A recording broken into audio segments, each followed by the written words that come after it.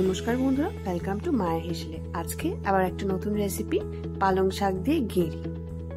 প্রথমেই আমরা সবজিগুলোকে কেটে নেব। ডুমো করে বেগুন, আলু, পেঁয়াজ শাক, পালং শাক আর দুটো গোটা কাঁচা লঙ্কা।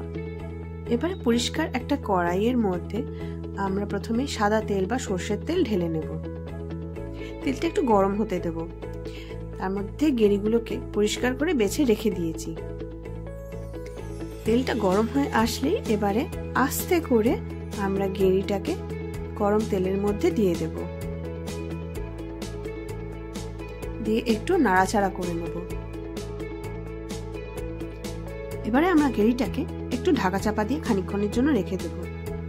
5 মিনিট পরে হালকা ভাজা ভাজা হয়ে আসলে গেঁড়িটাকে এর মধ্যে আমরা দিয়ে দেব 2টো শুকনো লঙ্কা আর 1 চামচ 5 ফোড়ন দিয়ে আবারও একটু নাড়াচাড়া করে নেব। 5 ফোড়নগুলো ভাজা ভাজা হয়ে আসলে এর মধ্যে আমরা এক এক করে সবজি দিতে শুরু করব।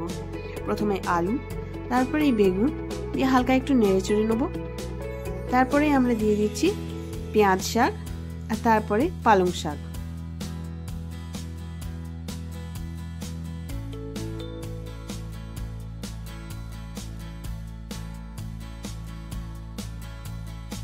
দিয়ে আমরা ভালো করে সব মিশিয়ে নেব, নাড়াচাড়া করে নেব। এরপরে আমরা দিয়ে দেবো এর মধ্যে নুন স্বাদ মতন, হলুদ 1 চামচ। এবারে এর মধ্যে লাল লঙ্কা বাটা দিয়ে দেব, ঝাল নিজেদের মতন। তার সাথে দিয়ে দেব 1 চামচ চিনি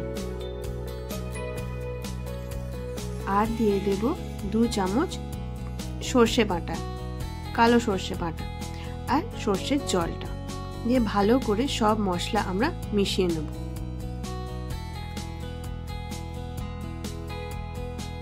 ভালো করে আমরা নাড়াচাড়া করে নেব। এরপরে আমরা ঢাকনা চাপা দিয়ে সেদ্ধ হতে দিয়ে দেব।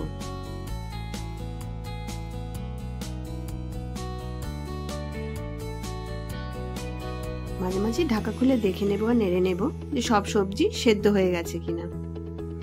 ভালো করে শুকনো শুকনো করে জলটা শুকিয়ে গেলে আমাদের রেডি হয়ে যাবে পালং শাক দিয়ে গেঁড়ির তরকারি। গরম ভাত বা রুটি দিয়ে কিন্তু খুব ভালো লাগবে। ট্রাই করে একবার নিশ্চয়ই দেখবেন।